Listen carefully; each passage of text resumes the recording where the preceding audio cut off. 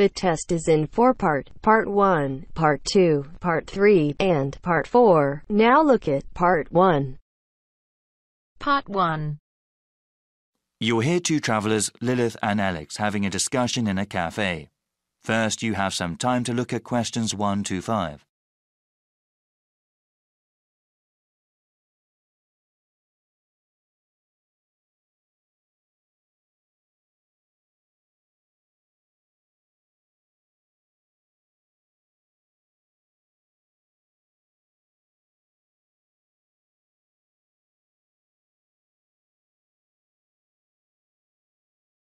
Now we shall begin.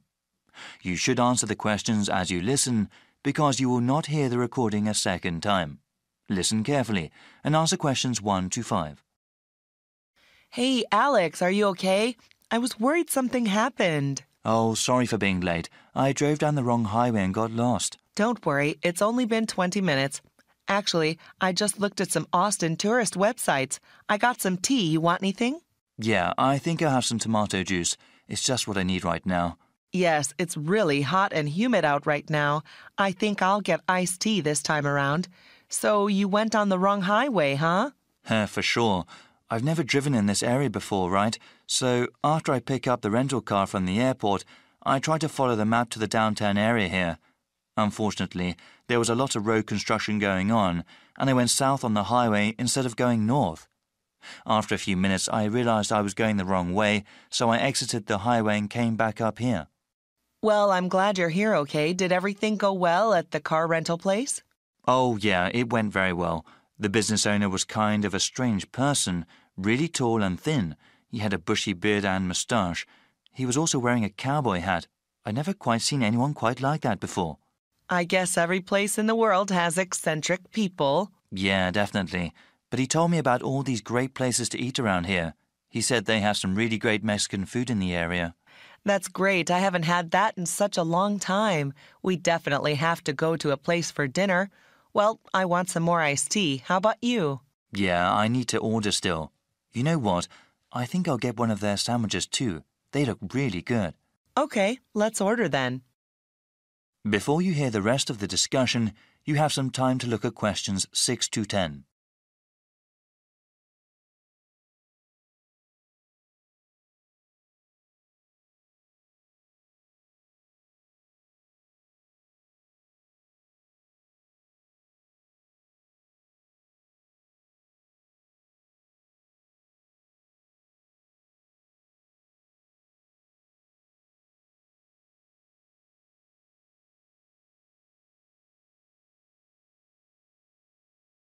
Now listen and answer questions 6 to 10.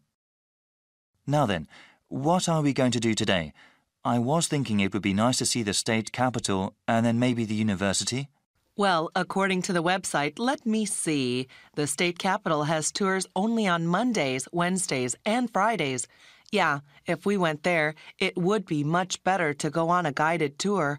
Oh, wait. Yes, there are tours on Mondays, Wednesdays, and Fridays, but also on Saturdays. The university site lists a lot of places that are interesting, so maybe we can spend most of the day at both the Capitol and there. We should definitely go to the lake after that as well, and even spend the night camping there. Great plan. Is there anything else you found online? Yeah, I know you studied biology, so I was thinking that the park would be good.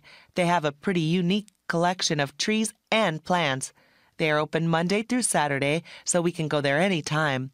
There's also the mountain. There are some photos on the website. It looks like they have some great views of the city, and I definitely want to do some hiking. Yes, we would have to take another day for the park and the mountain. But you know, the guy at the rental place was talking about the weather. It seems that there will be a pretty bad storm coming tomorrow. We need to plan around that since it won't be good to be outside when it comes. Certainly not. It's not worth hiking somewhere if the weather is terrible. You know, we can go to the park and the mountain today and then go to the indoor places, the Capitol and the university tomorrow. It'll be hard to get around in the rain, but at least we'll be inside. I agree. By the way, how much are these places? All of them are free except for the park. Wait, I'm not sure about the Capitol tour. Yeah, they don't charge anything for the guided tours. All right then, we'll go hiking first and then relax at the park. Then we can camp at the lake. We'll go to the capital and the university tomorrow. Yeah, this is one of the best universities in the country, especially known for their art programs. Really? Yeah, I heard about that. They have some art galleries there too, ones with some good modern art. Wow, it seems like that's a lot for us. Yeah, I'm really excited about camping at the lake. The sunsets are supposed to be beautiful there. That is the end of part 1. You now have half a minute to check your answers.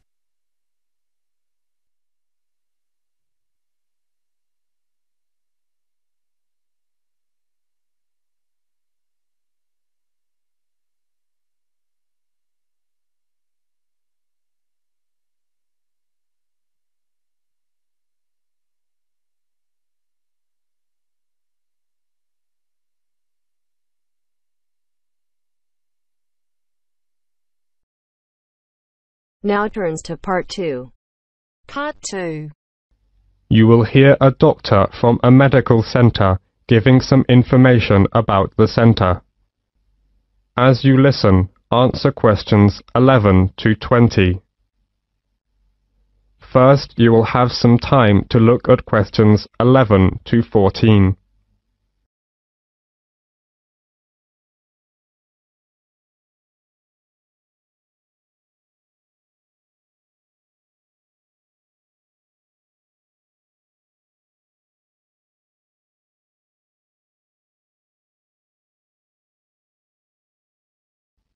As you listen, answer questions 11 to 14. Section 2. Good morning, everyone. I'm John Smith, the General Practitioner of London Fields Medical Centre, and I'm very glad to give you a brief introduction about our practice and some suggestions about how to see a doctor here. Our receptionists are usually the first point of contact and are here to help you. They have a lot of information to hand and in most cases will be able to help you with your inquiry, ensuring you see the most appropriate clinician. Okay, right. Well, the first thing to do is to register. We can only accept new patients who live in our practice catchment area. To register with us, you will need 2 proofs of address, such as bank statements or tenancy agreements, plus 1 form of ID, such as passport or driver's license. If you are foreign nationals, then you'll have to register as a temporary visitor. Then, fill in this form. It's a medical history form. You have to give details of any illnesses you have had. Then, you also need to write down if you've got any allergies. Okay? This as well as that. We need to know if you've had any operations. And, last of all, you have to give full details of current medication you may be on. This as well as that. You need to fill in this registration card. This is for your personal details. That's your full name, address, and telephone numbers. Okay? And we also need to make an appointment for you to see the doctor for a new patient health check. It'll just take about 15 minutes, that's all. It's just a basic checkup, really. Before the speaker goes on with his introduction, look at questions 15 to 20.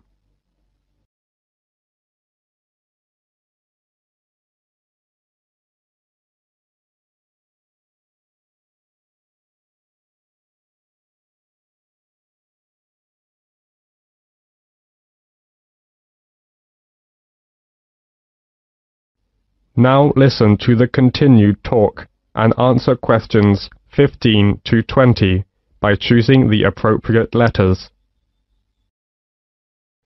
Okay then, Let me tell you something about the health centre. We have 5 GPs here, general practitioners. We also have a practice nurse who looks after minor injuries. She can also administer some treatments. We also have a chiropodist. That's a foot specialist. She's private, which means you have to pay for the service, unless you're over 65. If you want to see a doctor, you have to make an appointment first.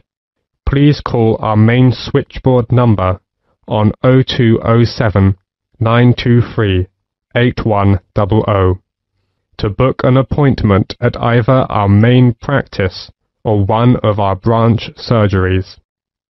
You can also email for an appointment on londonfieldsmedical@nhs.net.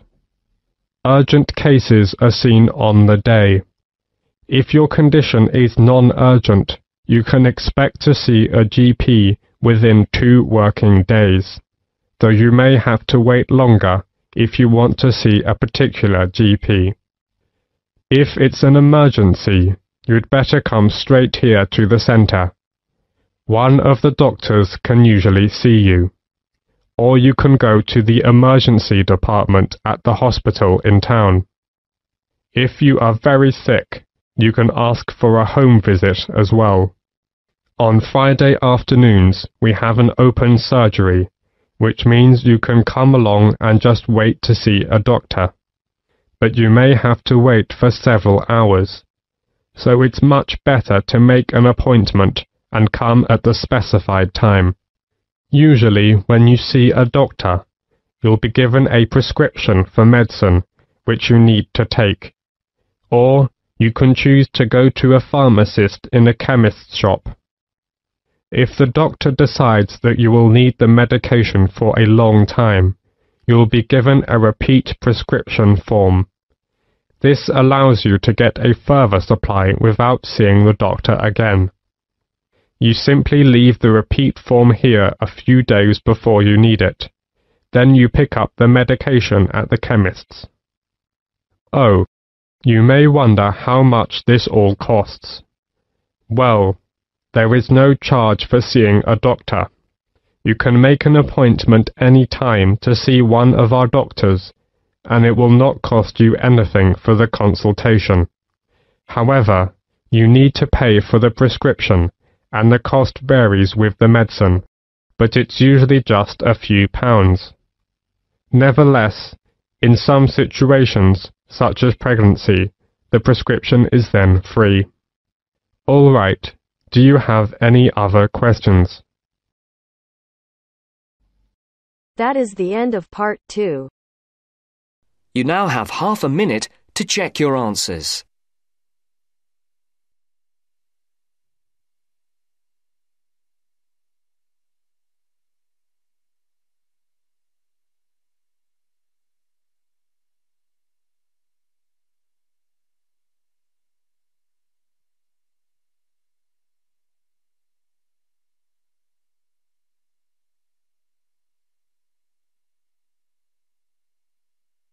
Now turns to part 3.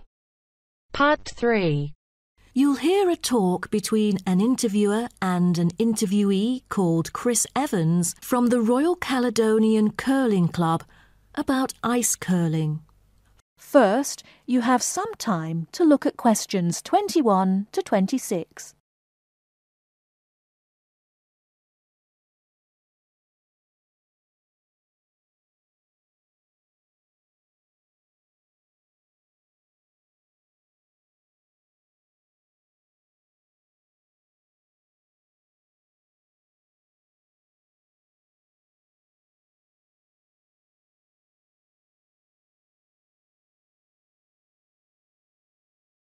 Now listen carefully and answer questions 21 to 26. Today, we're pleased to have on the show Chris Evans from the Royal Caledonian Curling Club. Now, let's welcome Chris to tell us something about ice curling. Chris, please. Thank you. It's my honour to briefly talk about ice curling here to all of you. So let's start with what curling is. Curling is a sport in which players slide stones on an ice rink towards a target area which is segmented into 4 concentric circles. 2 curling teams consist of 4 players, the lead, the second, the third, and finally the skip. The captain of the curling team and its players will throw their stones in the order stated above. Each team has 8 stones. The purpose is to accumulate the highest score in the game. Points are scored depending on which stone is resting closest to the centre of the target area at the end of the game. The ice surface on which the game is played, or the rink, in curling is called the sheet. It is covered with tiny droplets of water that become ice and cause the stones to curl or deviate from a straight path. The curling players should slide the heavy polished stones or rocks across the ice curling sheets towards the house, a circular target marked on the ice, as I mentioned before. There are several pieces of equipment essential for a curling game, so a concise instruction will be given to you. The most important things are the curling brush, which is used to sweep the ice surface in the path of the stone, as well as the curling stone, which is sometimes called rock. The former is usually made of horsehair, and the latter is made of granite, mainly coming from Scotland. Curling shoes are similar to ordinary athletic shoes, except that the 2 shoes in a pair have dissimilar soles. The sole of the slider shoe, which is designed for the sliding foot, is typically made of Teflon, while the gripper shoe for the hack foot has a special layer of rubber applied to the sole. During the curling game, you may also find a stopwatch attached either to the player's clothing or the broom, which is used to time the stones over a fixed distance to calculate their speed. Before you hear the rest of the talk, you have some time to look at questions 27 to 30.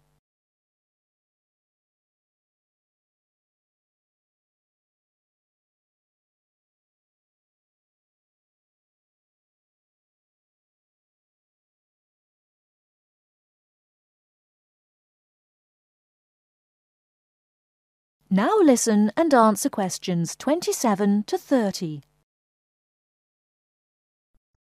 Now, a word about the development of curling clubs. Curling is thought to have been invented in medieval Scotland, and outdoor curling was very popular in Scotland between the 16th and 19th centuries, as the climates provided good ice conditions every winter. Kilsyth Curling Club is renowned as the first club in the world, having been formally constituted in 1716, and widely influencing ice curling development. In Kilsyth today, both men's and ladies' sections are thriving, participating in all major competitions and having won championships in the British Open in the past. The mother club of curling, Grand Caledonian Curling Club, was instituted in 1838 for the purpose, not as such to attract people's interest, but to regulate the ancient Scottish game of curling by general laws. With these official rules, the young curlers could be trained in a more professional way. By 1842, the new national club had sought to obtain royal patronage, and it has ever since been known as the Royal Caledonian Curling Club. However, many sports, such as athletics and tennis, were frowned upon as being too recreational and not practical enough. So the Crown banned them by law during the 1300s, in the hope that men would instead practice the archery skills that were seen as vital to the country's defence. And the ban was lifted in the 17th century. So, do you know the reason for curling being kept during the 16th century? Is it because it was so popular, or because people from all ages like children could play it? The spirit of curling dictates that one never cheers mistakes, misses, or gaffes by one's opponent. And most importantly, all the team members should strictly follow the instructions of their captain, which is essential for men in battle. Curling was brought to Canada from Scotland, and some curling was played informally before 1800. Curlers often used iron curling stones made from melted materials such as cannonballs rather than granite until the early 1900s, because there were transport problems importing granite stones from Scotland. That is the end of part 3. You now have half a minute to check your answers.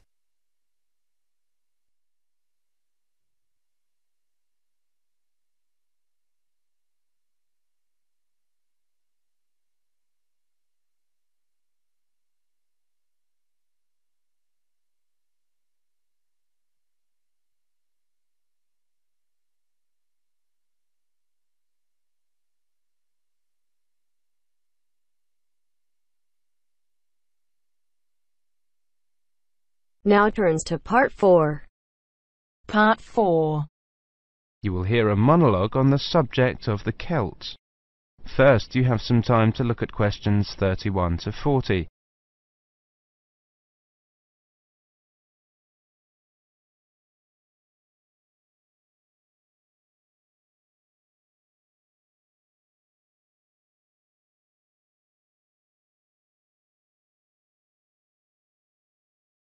Now listen carefully and answer questions 31 to 40.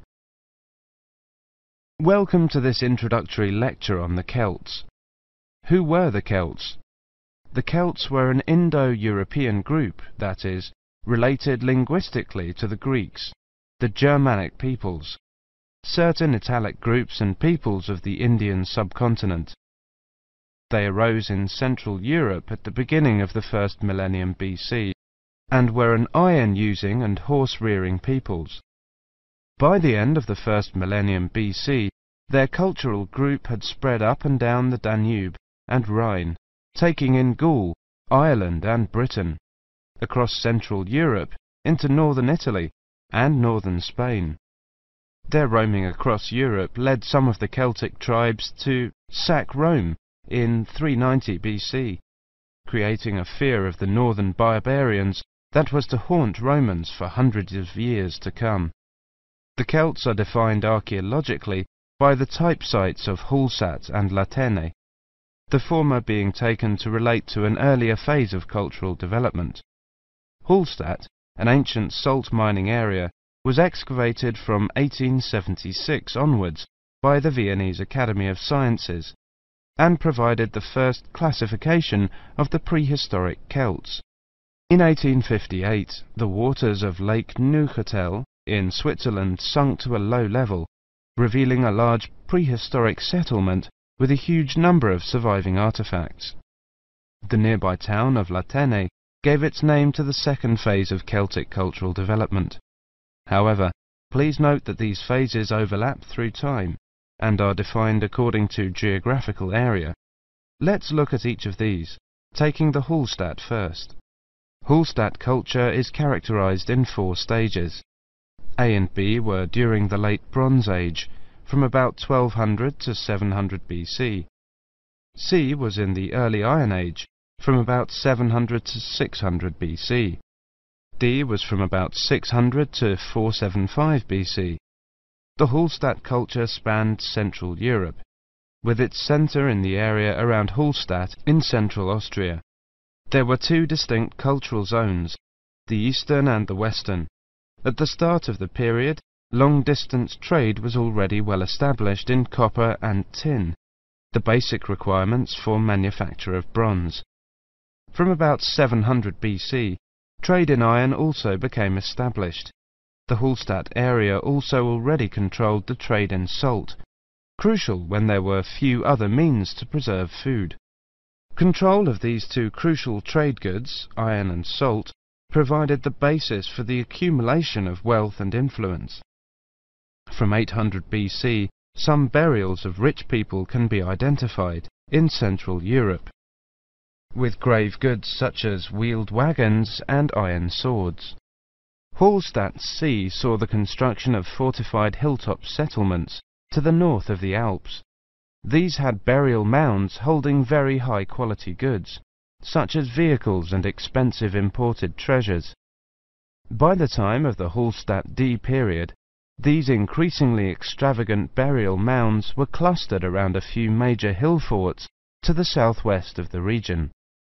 This suggests a development and a concentration of wealth and social power, possibly based on the development of Massilia, present-day Marseille, as a Greek trading port.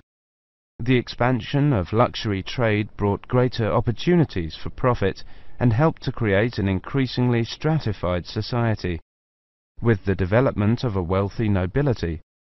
Over the period from 1846 to 1863, 1,000 graves were found at Hallstatt, with an astonishing range of artifacts, including clothing and salt mining equipment, as well as weapons, jewellery, pottery, and imported bronze vessels in the chieftains' graves.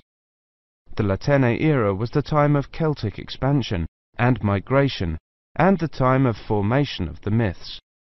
The Latene culture is named after the site in Switzerland where it was first discovered. The Latene people were those known to the Romans as Gauls, originally found in an area from eastern France to Bohemia. The Latene culture spread rapidly from about 400 BC. The Latene Celts settled in Spain in 450 BC, in northern Italy in 400 BC, invaded Rome in 390 BC, invaded Greece in 279 BC, invaded Galatia in modern Turkey in 270 BC. By 200 BC, they occupied the lands that are now Britain, the Netherlands, Brittany, Belgium, Germany and Switzerland. There is much debate over how much of the expansion into Britain was achieved through invasion and settlement, and how much was the expression of cultural transfer that accompanied trade and reflected the commonality of kinship and language of many tribes. There is little evidence for actual migration of Latene people into Britain. Nevertheless, it does appear that the Latene culture was more militarily focused than the Hallstatt one. The Latene graves across Europe hold iron weapons, swords and spearheads, and wooden shields, as well as everyday items such as razors, yokes, cauldrons and jewellery.